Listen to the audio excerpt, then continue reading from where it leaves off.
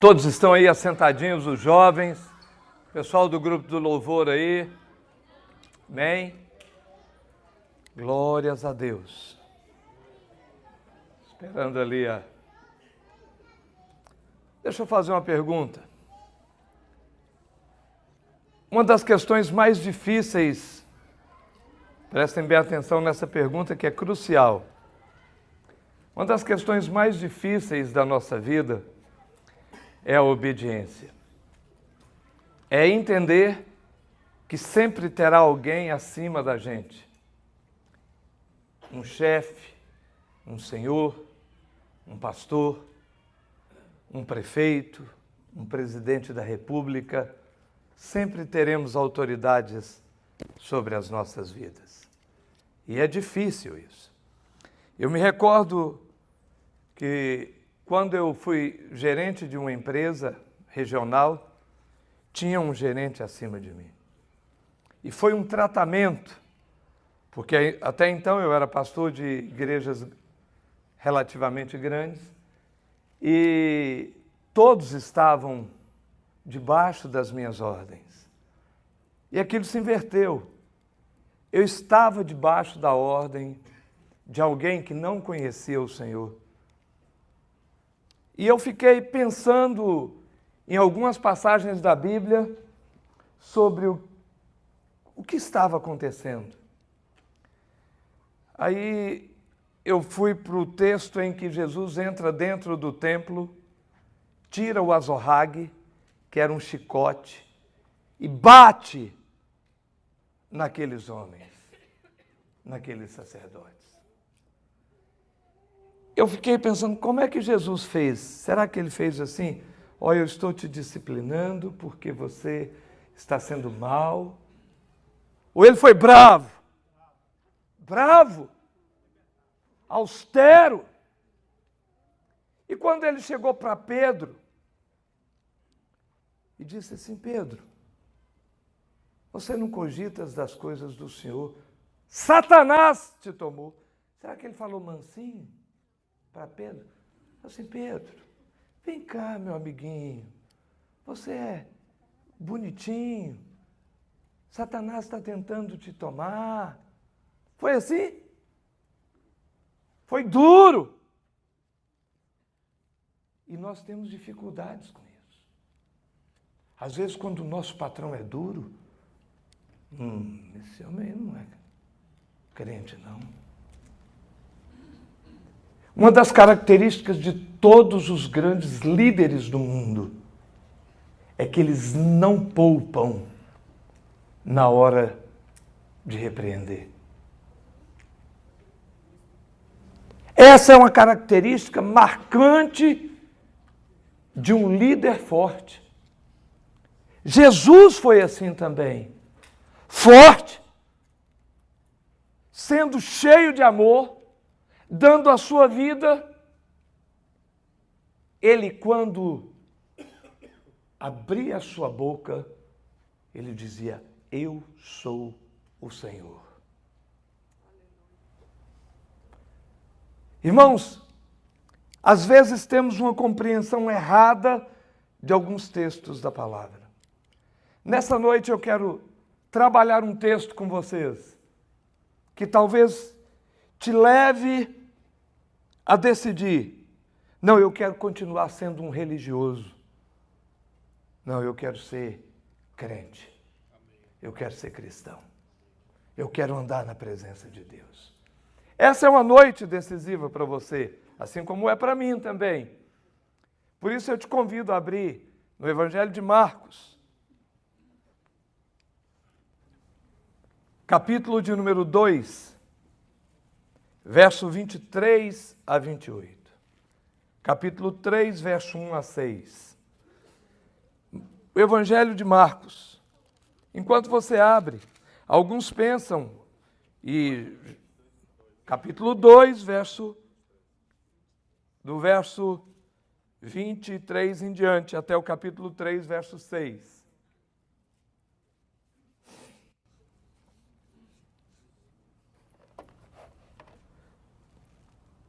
Guardem essa frase que eu vou dizer. Jesus deseja ser, ou ele é, o Senhor sobre os povos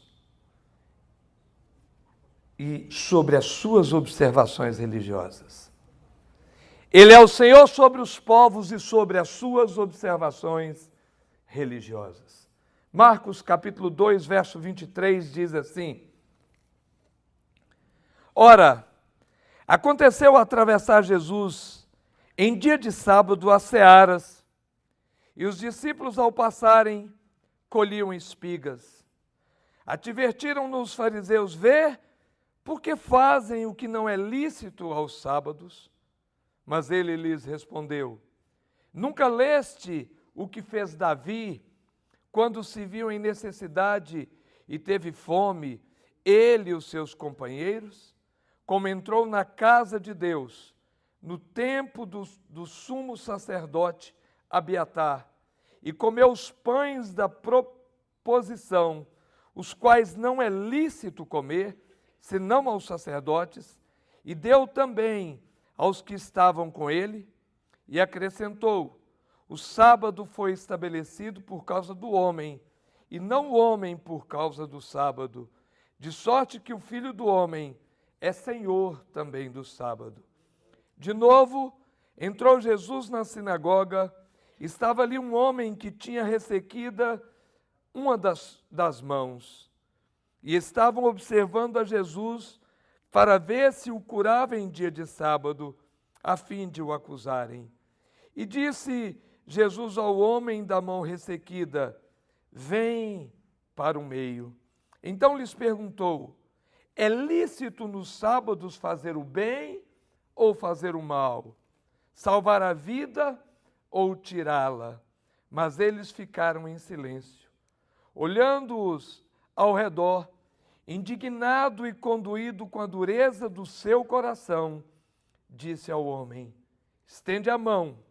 Estendeu-a e a mão lhe foi restaurada.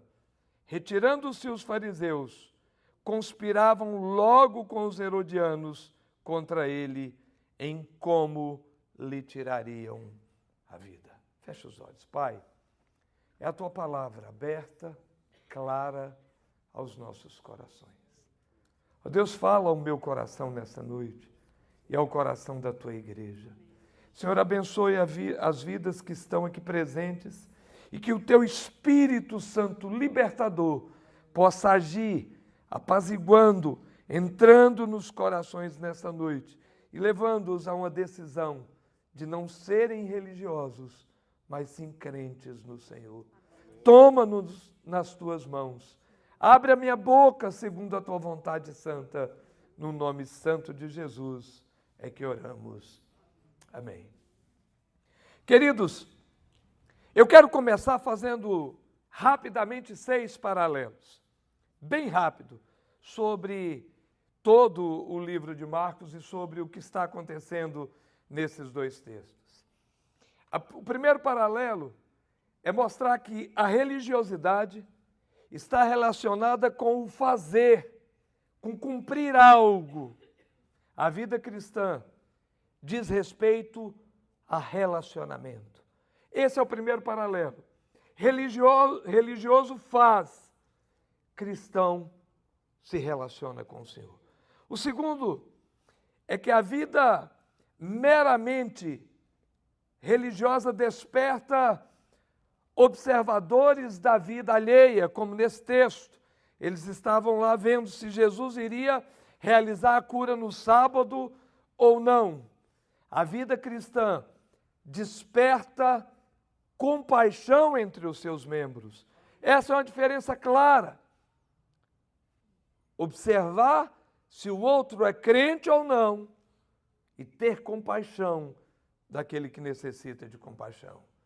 Terceiro paralelo, a vida meramente religiosa não suporta o confronto com a palavra de Deus. Verso 4, quando nós lemos aqui, diz que então lhes perguntou: é lícito nos sábados fazer o bem ou fazer o mal? Salvar a vida ou tirá-la? Mas eles ficaram em silêncio. Aqueles que estavam observando a Jesus, eles não suportaram isso, porque a vida cristã se rende ao Logos, se rende à palavra, pois sabe que a palavra quem liberta. O quarto paralelo é que a vida religiosa, ela não produz mudança interior. Vejam o verso 6. Retirando-se os fariseus, conspiravam logo com os herodianos contra ele, em como lhes tirariam a vida. O religioso, ele se prende meramente à lei. A vida cristã gera arrependimento e confissão. Essa é uma diferença básica. Enquanto eu penso que se eu cumprir a lei, se eu cumprir todas as coisas que a denominação exige que eu cumpra, então eu estou bem. Se o pastor Gil determinou isso, eu estou cumprindo a minha vida. Engana. O quinto paralelo. A vida religiosa não nega a divindade, guarde isso.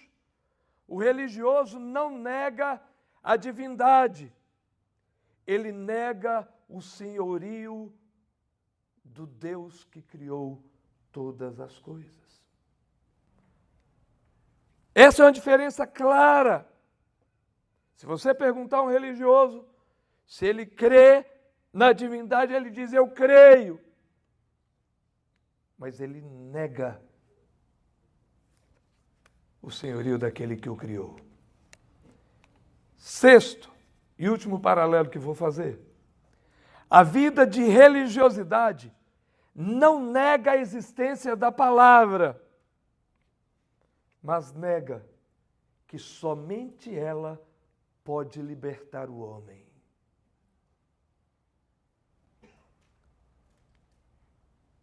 Nós estamos cheios disso por aí. O meio pentecostal e neopentecostal está confuso por causa disso. Porque se tornaram religiosos, mas negam que a única coisa que pode libertar o homem é a palavra do Senhor. O religioso necessita das leis, não da graça.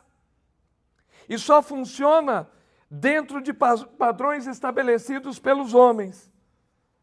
Pois bem, a gente sabendo dessas 6 coisas, vamos para o texto. O texto diz que os judeus, eles não podiam comer o pão da proposição. Davi e seus homens, citados aqui por Jesus, comeram. Eles estavam lá, entraram, viram os pães em cima da mesa, foram lá, pegaram e comeram. Somente os sacerdotes podiam comer depois de ter vencido o prazo no dia de sábado. Acabava o prazo, eles pegavam aqueles pães e aí comiam. Davi pegou o pão fresco antes que ele tivesse vencido.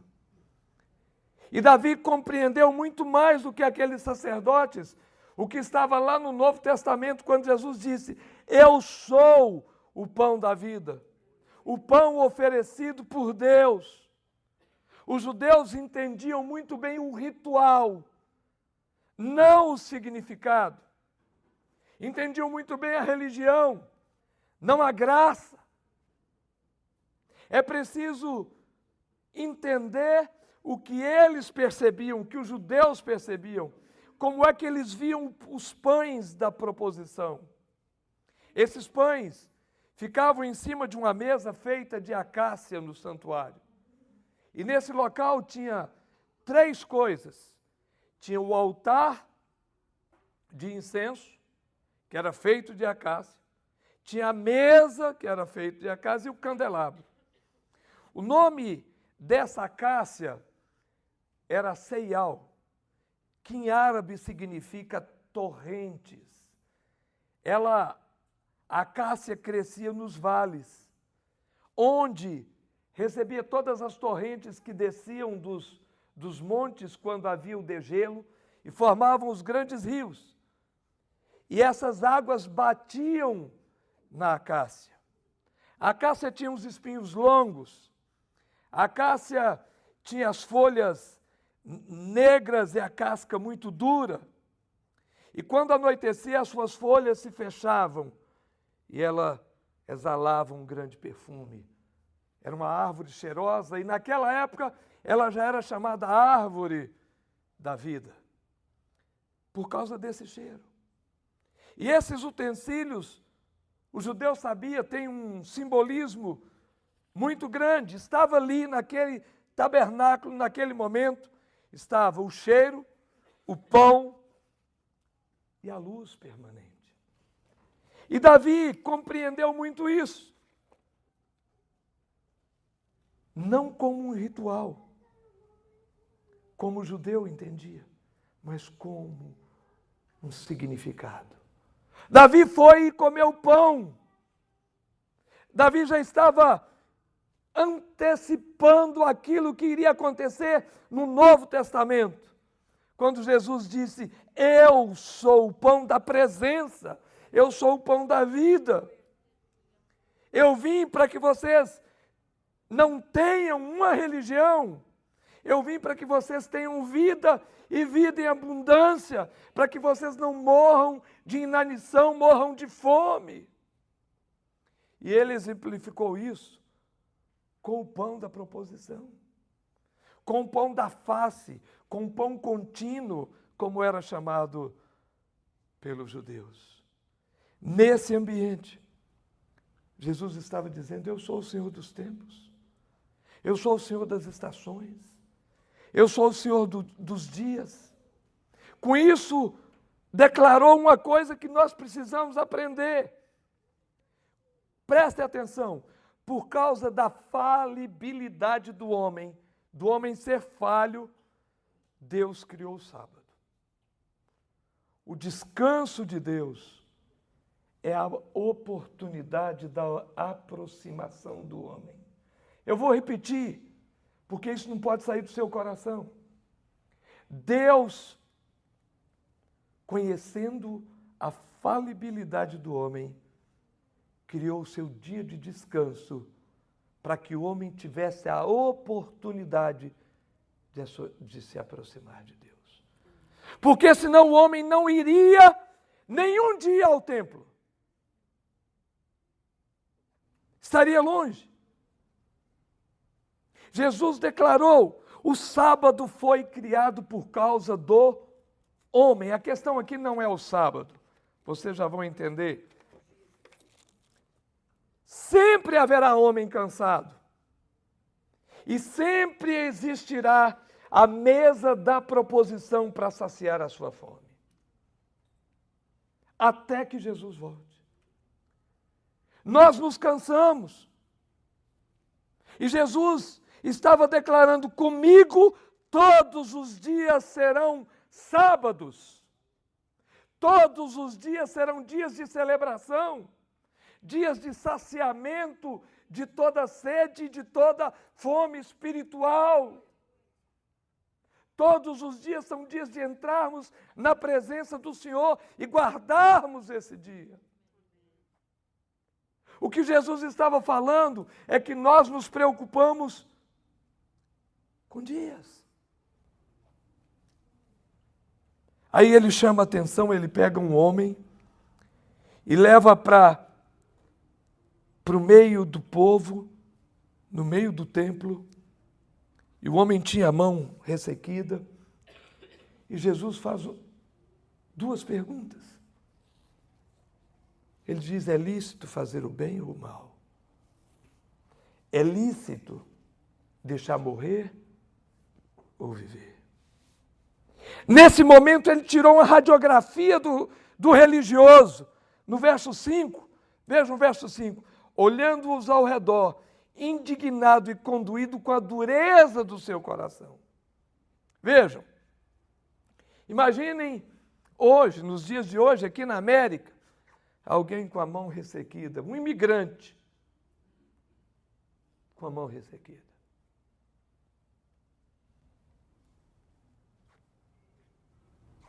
Não posso fazer nada por você. Queridos,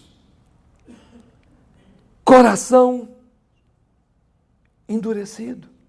Sabiam tudo de religião, mas nada sobre celebração, nada sobre adoração, nada sobre propósito de Deus. Esse texto mostra claramente que o ser humano não admite um Senhor sobre a sua vida. Ele admite uma religião. Ele admite um pastor. Ele admite uma denominação. Eu tenho dito para vocês que eu estou o pastor de vocês. Um dia Deus pode por outro. Que essa igreja não é minha, vocês estão terminantemente proibidos de dizer sou da igreja do pastor Gil. Vocês não são da igreja do pastor Gil. Eu não tenho igreja. Não me pertence. Eu não estou falando desse prédio. Queridos, é mais fácil obedecer a padrões humanos. Mas os padrões humanos não podem vasculhar a sua alma. É mais fácil obedecer a padrões humanos do que ter um Senhor que está disposto a iluminar o quarto escuro da sua vida. Entrar lá dentro das questões que são sérias dentro da sua alma. Meu desafio nessa noite é que você entenda o processo em que nós vivemos. Será que Cristo é o Senhor da nossa vida? De fato, Ele é o Senhor. O texto que vamos explorar para ilustrar isso é Marcos capítulo 7. Se você tem conhecimento da palavra, você vai entender muito bem. Se você ainda não tem, chegue em casa e leia Marcos 7. A palavra tradição aparece 5 vezes nesse texto. É um paradigma. E esse texto de Marcos 7 mostra a religiosidade, ou os paradigmas da religião.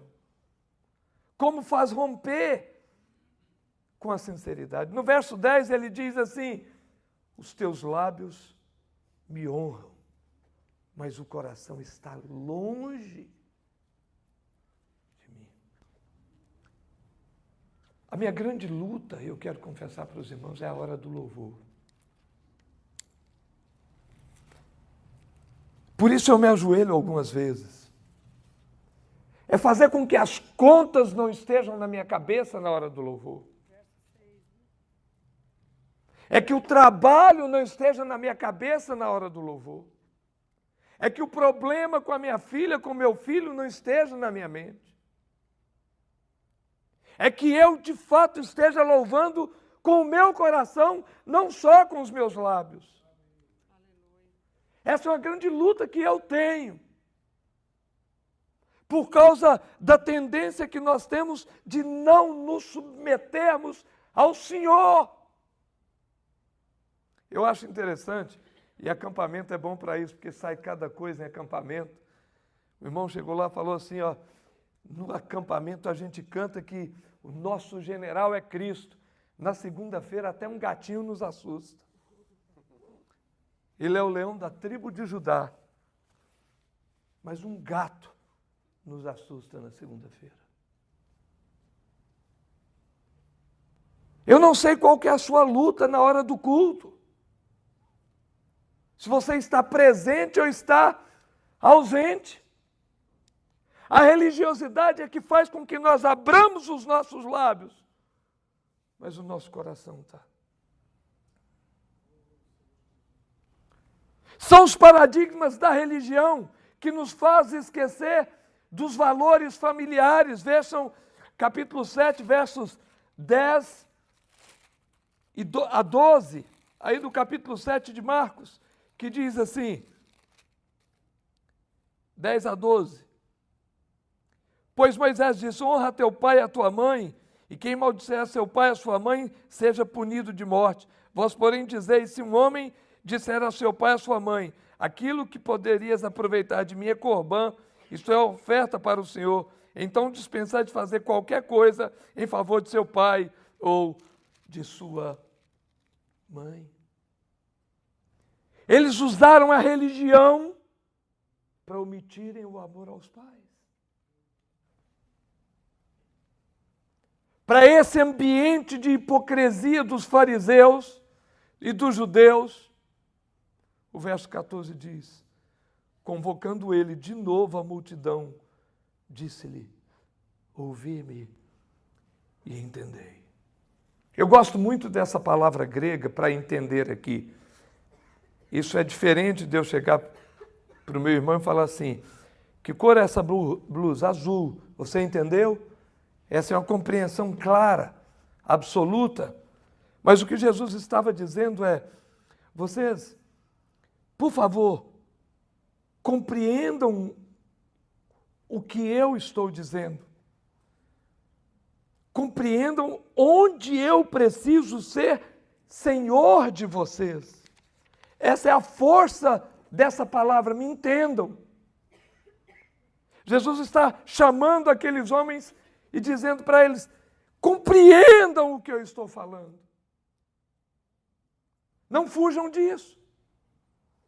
E aí ele estabelece as bases do seu senhorio.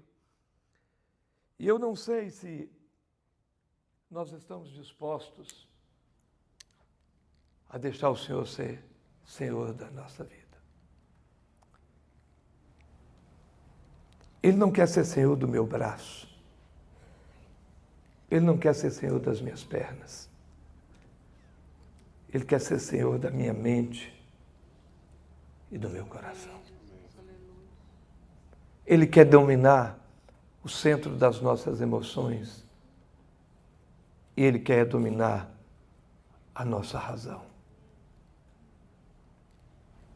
Paulo entendeu e disse: não vos conformeis com esse século, mas transformai-vos pela renovação da vossa mente, para que experimenteis. E é interessante que ele fala em culto aquilo que é agradável ao Senhor. Marcos 7, do verso 18 a 23, que eu convido vocês a lerem comigo antes que eu entre no assunto.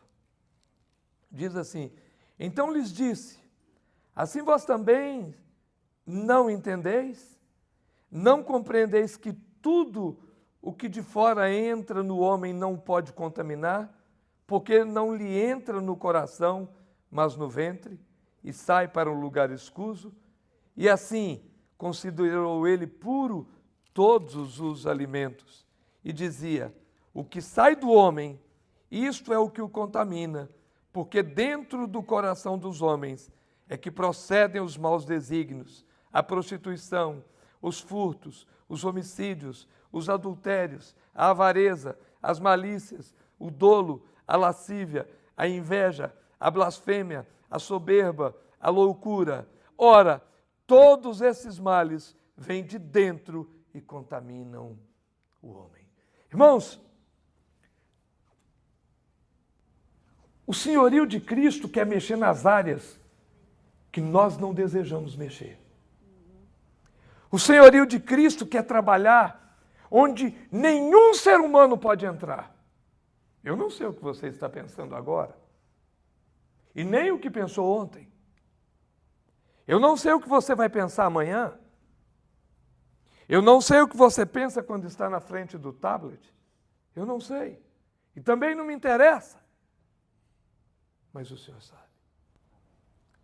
E quando ele confrontou aqueles que viviam as tradições, a religiosidade, ele disse: sabe o que é que vocês estão preocupados? Com o que é exterior. Vejam as leis. Se alguém for pego em adultério, seja punido de morte. Veja o que Jesus disse: ouvistes o que foi dito?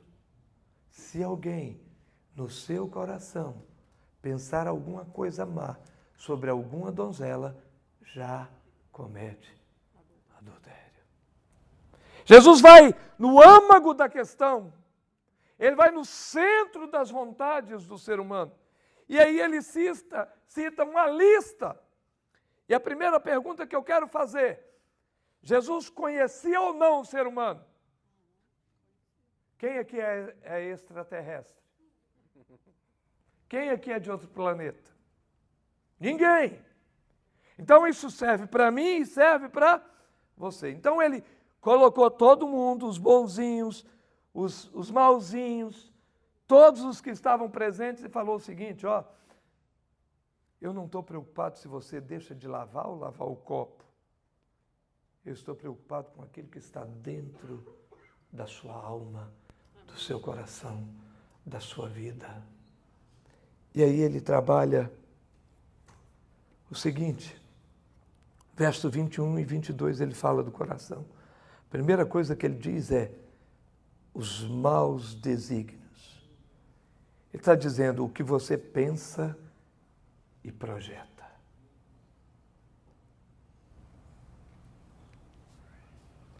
Jesus quer ser Senhor sobre aquilo que você pensa e projeta.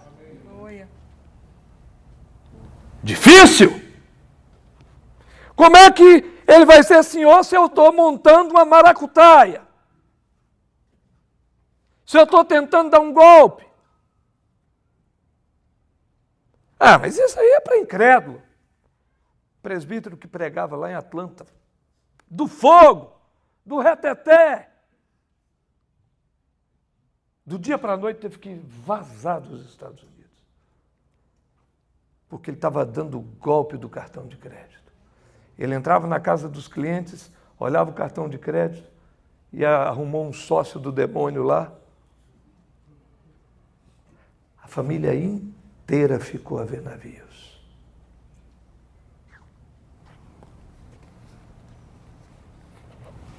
Maus desígnios. A outra palavra que Jesus traz, misericórdia, prostituição. Aqui não está dizendo apenas de ir atrás de mulheres ou de homens, mas a construção de ídolos, onde é o foco da minha adoração. Se você constrói ídolos para você, eu vou te proibir de pegar autógrafo desses cantorzinhos, pé rachado, que tem por aí, que vende 3 milhões de CDs, e você fica babando o ovo quando vai assisti-lo. Isso é construção de ídolos. O cara assume o lugar de Jesus na sua vida. Talvez ele nem saiba disso. Nem é culpa dele, mas quando ele descobre isso, ele fala, eu sou o bambambam. E aí o pastor liga para ele e fala, ô meu irmãozinho, podia vir cantar aqui na nossa igreja? Ele fala assim, o meu cachê é de tanto. O senhor pode pagar? E aí o pastor fala, eu não, mas a igreja pode. Aí esguela os irmãos. Aí apertam. Isso é prostituição.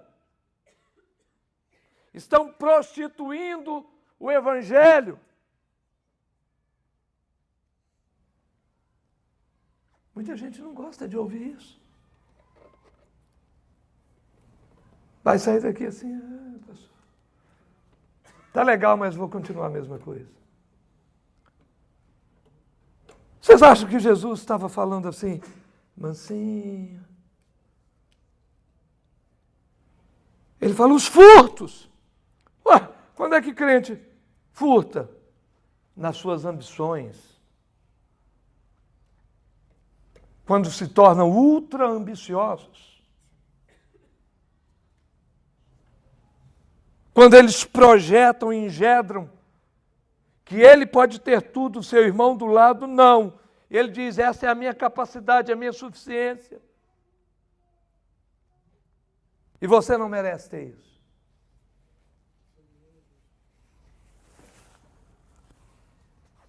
Os homicídios. Jesus fala, mas eu nunca matei ninguém, Senhor. João traduziu isso muito bem. Ele diz assim, se você no seu coração deseja mal para o seu irmão, você é um assassino. Está na primeira carta de João. Irmãos, tudo isso sai de dentro da alma. sai de dentro do homem. Jesus fala, o que prejudica, o que te torna apenas um religioso, é todo o vômito que sai de dentro de você. É tudo isso. É engraçado que Jesus fala da prostituição, dos homicídios, e agora ele fala do adultério. Quando a gente fala em adultério, a primeira coisa que vem é infidelidade. Então, o Senhor está tratando do nível de fidelidade do servo dele. Infidelidade. Quando ele diz assim, você não está sendo fiel. Existem muitas maneiras. A gente pensa que é só no dízimo a infidelidade. Vai mais além. Também, viu? Mas vai além. Jesus estava no templo e aí ele diz assim, antes de você se levantar e vir ao gasofilácio, reconcilie-se com o seu irmão. Quando lemos Malaquias, nós entendemos os níveis de infidelidade ali. Os sacerdotes vendiam o direito por um par de sandálias. Infidelidade. Os casais estavam infiéis uns com os outros. E em todos os níveis. A fidelidade no tempo ao Senhor. A fidelidade na sua casa com a sua família, com seus filhos, com a sua esposa. Queridos, e ele fala assim, a avareza. Quando somos avarentos, nós estamos dizendo, a minha segurança e confiança não está no Senhor. Eu fiquei muito feliz com muitos irmãos aqui que se levantaram e ajudaram o Paulo Rafael no casamento dele. Foi uma surpresa muito grande. Eu entendi que na comunidade aqui tem muita gente que abençoa, muita gente generosa. Primeira pergunta, por que eu deveria ajudar o Paulo Rafael? O que ele já fez para mim? Imagine que eu sou um ser estranho para ele. O único motivo é porque eu não sou avarento. Porque eu dou com liberalidade, com generosidade. Por isso, Jesus põe na lista daquilo que sai do coração do homem a lascívia, que é a manifestação suja dos pensamentos. Irmãos do céu, se projetar ali o que já saiu da minha cabeça, vocês vão falar, não quero esse pastor, mas nunca na minha vida. Mas não olhe para mim assim dando risadinha não, porque também se projetar o que você pensou já nessa vida sua, acho que aquele quadro ali de branco ficaria pretinho. Só de coisa. Ou não é verdade? Quantos nunca quiseram matar o colega de escola? Hein? Quanta gente já não dormiu aqui de noite falando amanhã, se eu pegar esse camarada, eu quebro ele em 3? Quantos? Só se você for muito bonzinho, tiver um sanguezinho de barata. Mas boa parte já. Quantos maridos já chegaram assim e falaram, Senhor, eu vou ficar com essa mulher por causa da honra do casamento. O Senhor sabe que não é fácil. E quantas mulheres já devem ter pensado assim, perguntaram para a mulher do Billy Graham se ela tinha vontade de divorciar, falou não, mas de matar ele, muitas vezes. Imagina, se a mulher do Billy Graham queria matar ele, imagina a minha. Ô Jesus, quer me esfolar, tirar o escalpo. Queridos, Jesus nos conhece. Jesus sabe que nós somos. A outra coisa que ele diz, gente, está tudo dentro do texto. Ele diz assim, é inveja. O que é inveja? Inveja não é o desejo que outra pessoa não obtenha, apenas. É que, mesmo ela tendo, mesmo ele já possuindo, a pessoa deseja que ele não tenha, que ele perca. Quantas pessoas... Tem um texto na Bíblia que eu gosto demais. Eu uso no meu trabalho, às vezes, isso. E alguns funcionários ficam bravos. Contratam um funcionário, aí ele... Quanto você vai ganhar? Eu vou te pagar tanto dia. Ele vai pagar a mesma coisa que ele está pagando para mim, que eu já estou há muito tempo. Jesus fez isso, gente.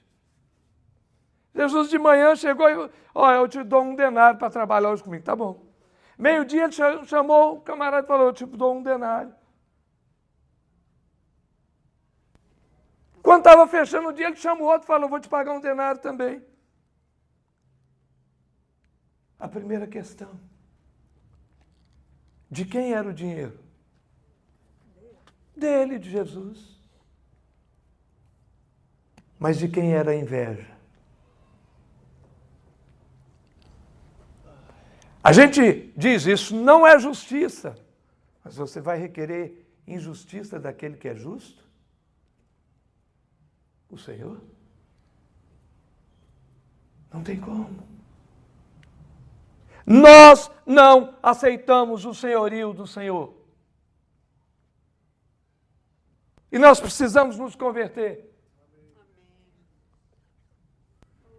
Urgente. E ele fala uma outra coisa, a blasfêmia. Blasfêmia é não aceitação do senhorio de Cristo. E por último ele diz assim, loucura. O que é loucura nesse caso aqui?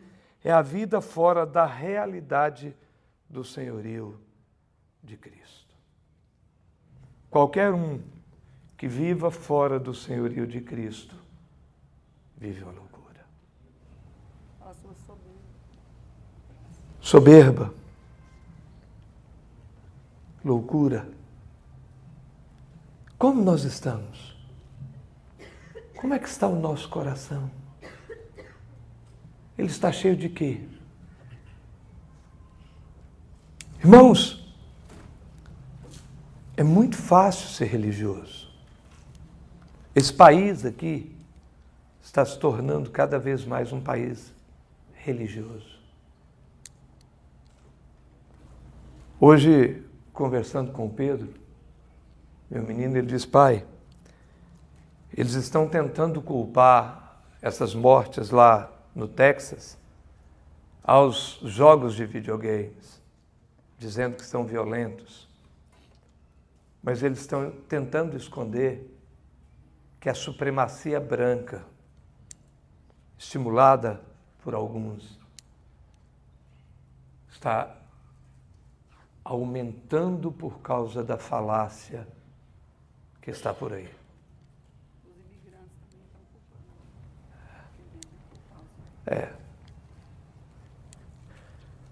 O meu menino novo já entendeu perfeitamente que é uma questão de racismo. E se dizem cristãos.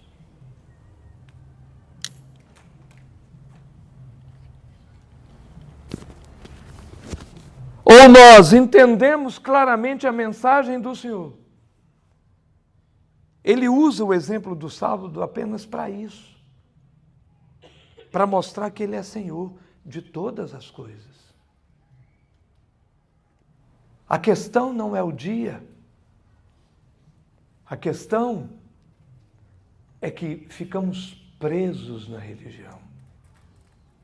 Mas o coração longe de Deus. Você tem a decisão nessa noite. Você pode sair daqui dizendo assim, não, eu quero que a minha mente, o meu coração, seja totalmente dominado pelo Senhor. Amém. O apóstolo Paulo, ele disse assim, não mais eu, mas Cristo vive em mim. Amém. Vou encerrar com a ilustração de um dos meus professores, um holandês. Ele estava dentro do gabinete pastoral e entrou um rapaz correndo, dentro do gabinete, pastor fulano de tal fez isso e coisa e tal. Ele, meu irmão, por gentileza, fique calmo. Pegue aquela tabuazinha que está ali no canto da sala para mim, por favor. Quando o irmão se ajoelhou para pegar a tabuazinha, nela estava escrita, não mais eu, mas Cristo vive em mim.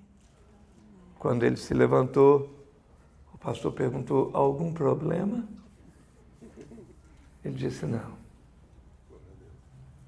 Não mais eu, mas Cristo vive em mim.